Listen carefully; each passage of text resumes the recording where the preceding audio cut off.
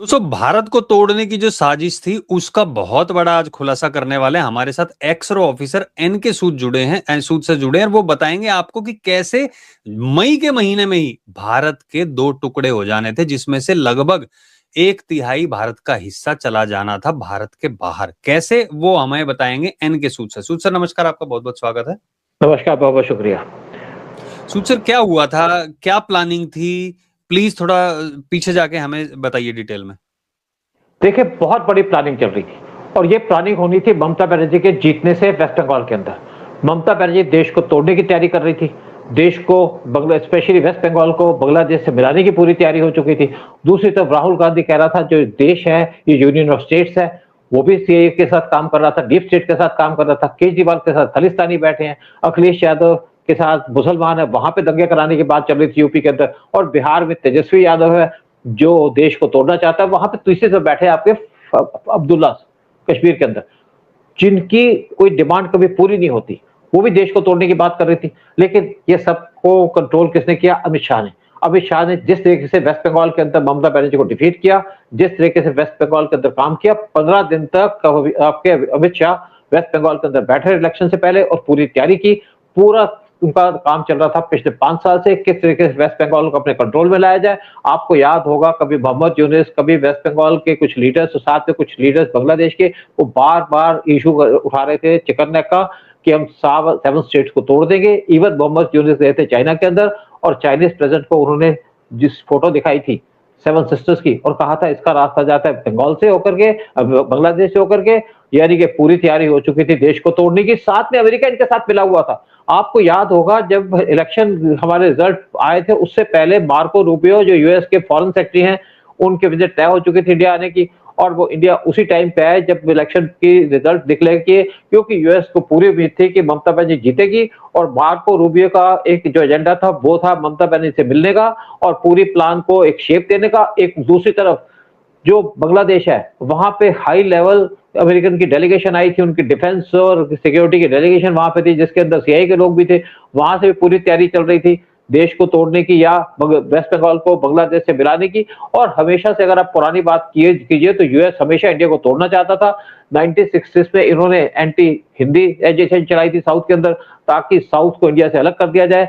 फिर खालिस्तानी को सपोर्ट करते रहे ताकि इंडिया के अंदर डिस्टर्बेंस है। फिर पाकिस्तान को सपोर्ट करते रहे, मिलिटेंट एक्टिविटी करवाते रहे उनसे और चाइना भी उनकी मदद करता रहा। नॉर्थ ईस्टर्न के अंदर चाइना ने जिस तरीके से टेररिज्म फैला रखा था, जिस तरीके से मिलिटेंसी फैला रखी थी, इंडिया को पूर्ण तोड़ने की तैयारी कर चुके थे। लेकिन अमित शाह के एक्शन की वजह से और पीएम मोदी के सपोर्ट की वजह से ये जो सारा प्लान था फेल हो गया। ममता बनर्जी इलेक्शन में हार गई और आज हम सेफ हो गए, हमारा देश सेफ हो गया।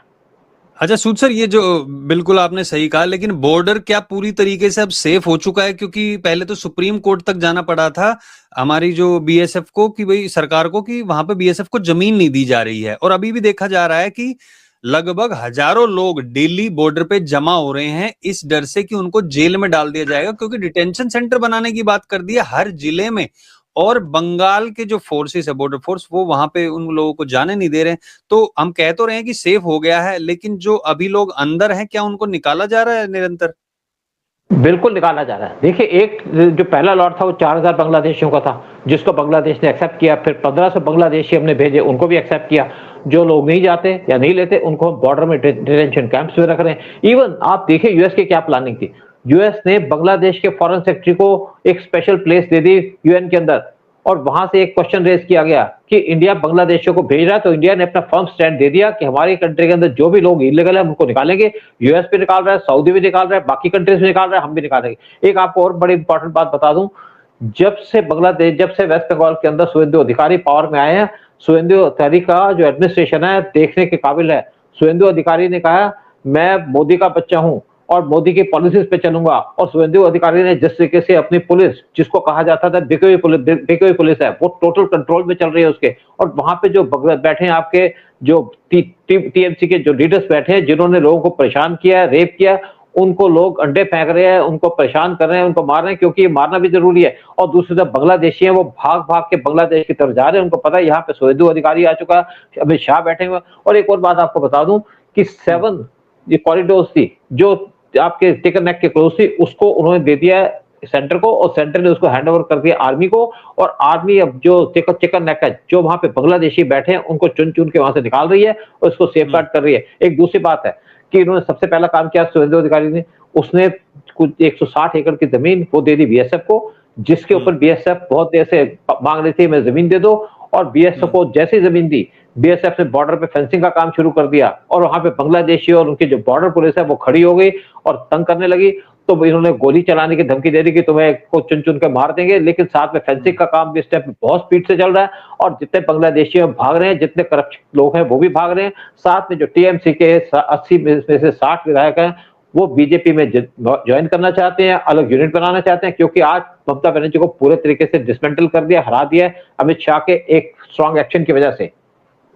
हाँ बिल्कुल, ये इस विधायक भी जा रहे हैं, लेकिन आपने शुभेंदु अधिकारी की बात की, तो शुभेंदु अधिकारी को लोग कह रहे हैं कि एक योगी जी थे, दूसरा हिमंता बिस्वा शर्मा थे, अब शुभेंदु अधिकारी वो ठीक है कहते हैं कि मैं मोदी का बच्चा हूं, लेकिन वो योगी से भी 2 कदम आगे चल रहे हैं। कैसे उन्होंने आते ही पहले हफ्ते में ही कैसे रेलवे के वहां पे जो बंगाल में जो इतना बड़ा कंस्ट्रक्शन की हुई थी, वहां पे इलीगल लोग इलीगल तरीके से रह रहे थे, बुलडोजर किया गया और दिखाया भी गया, लिटरली बुलडोजर वहां पे गए हैं, और मोदी के योगी के साथ जो उनकी फोटो थी, तो क्या वो योगी से 2 कदम आने के जाने, मुझे जो लगता है पर्सनली ये त्रिमूर्ति बन गई है, हिमंता, योगी और शुभेंदु। हमें लगता था कि और कोई नहीं आएगा, लेकिन वो क्या उसी राह पर चल रहे हैं।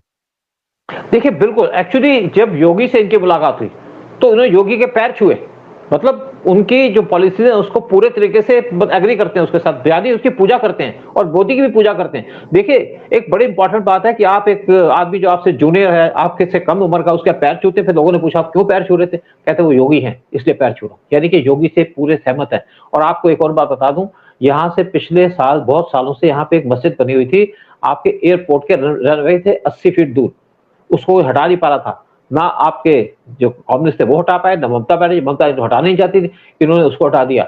और साथ में जो आप कह रहे हैं जहां पे जो इलीगल कंस्ट्रक्शन थी उसको हटाया जा रहा है।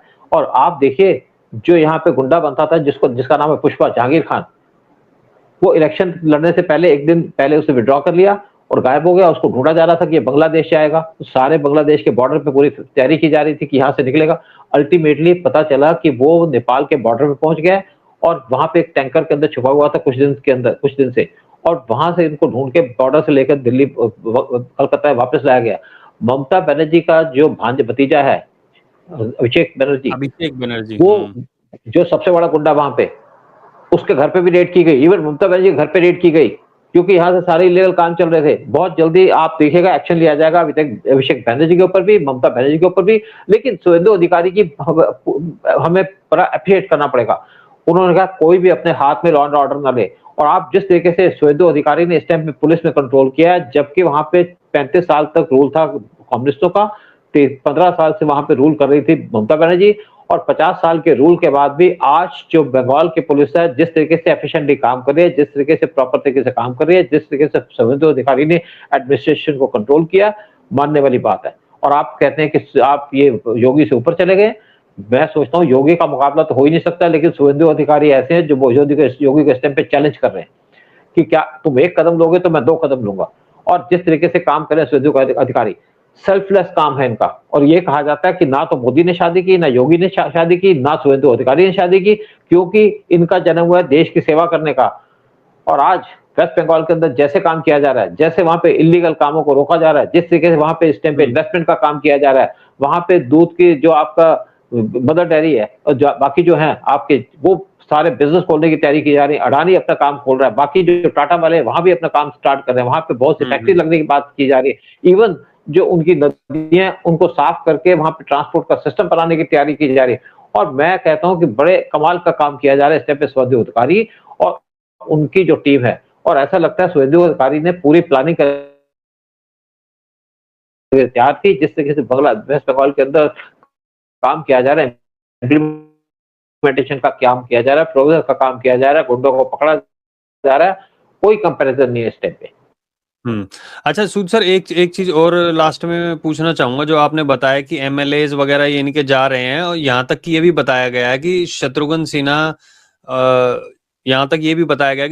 सिन्हा और यूसुफ पठान और एक और जिसने वो सयानी घोष, वो भी वहां से बागी जो एमपीज हैं उनमें शामिल है, तो ये भगदड़ क्यों मची हुई है? उनको पता चल गया कि ममता बनर्जी 15-20 साल तक नहीं आने वाली है।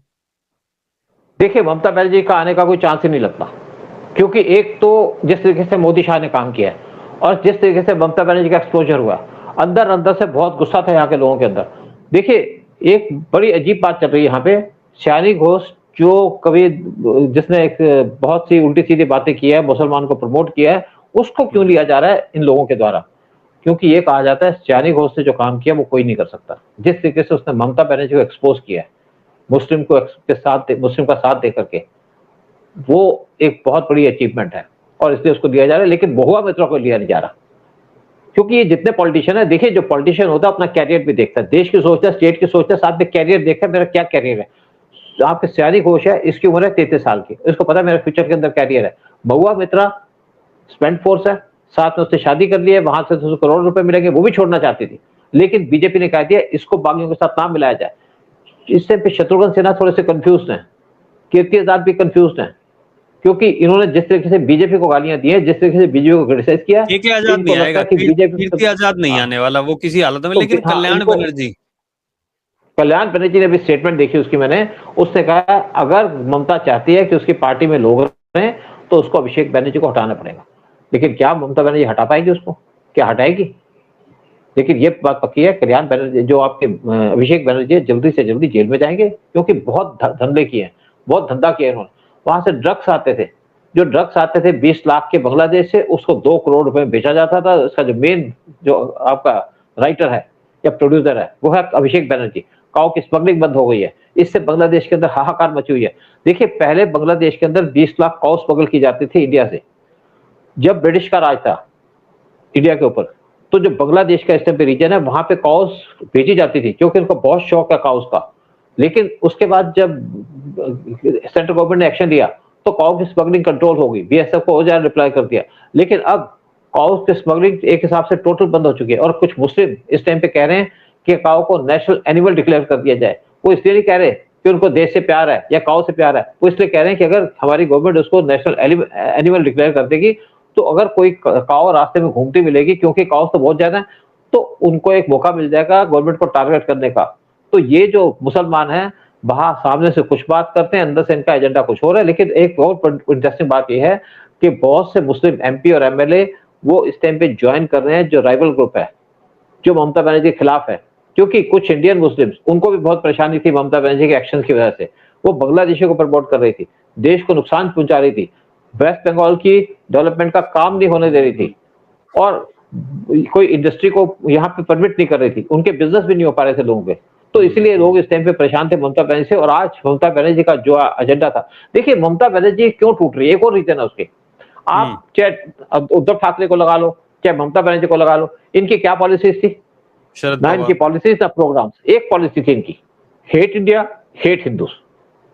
और जब उद्धव ठाकरे पावर में थे वेस्ट बंगाल के अंदर, जब आप महाराष्ट्र के अंदर, तो उस टाइम पे सुशांत सिंह राजपूत का मर्डर किया गया था। मर्डर करने के ऊपर पीछे इनका ही हाथ था, इनकी पार्टी के लोगों का हाथ था, ये अंडरवर्ल्ड से मिले हुए थे।